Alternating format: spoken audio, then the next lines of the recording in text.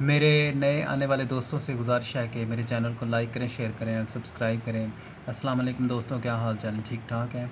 आज मैं आपके लिए एक ऐसा आसान नुस्खा लेके आया हूँ जिसके इस्तेमाल से आप अपने चेहरे के डार्क स्पॉट, हल्के छाइयाँ और एक्ने के निशान, इन तमाम मसाइल से छुटकारा हासिल पा सकते हैं। इसके लिए हमें सिर्फ़ 3 चीज़ों की ज़रूरत है। हमें चाहिए चावलों का आटा, चाहिए हमें ये खरबूजे के बीज, इसको हम चार मगज़ भी कहते हैं, इसका पाउडर चाहिए हमें, और आलू के छिलकों का पानी चाहिए।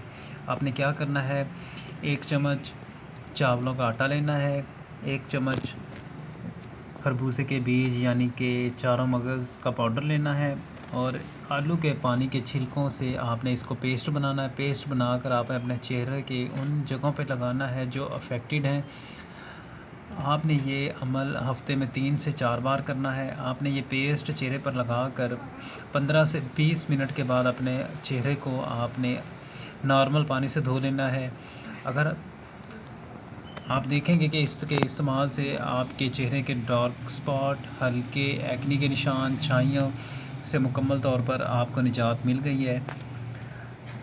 आपको अगर मेरी वीडियो अच्छी लगे तो प्लीज़ लाइक करें, शेयर करें एंड सब्सक्राइब करें। शुक्रिया। अल्लाह हाफ़िज़।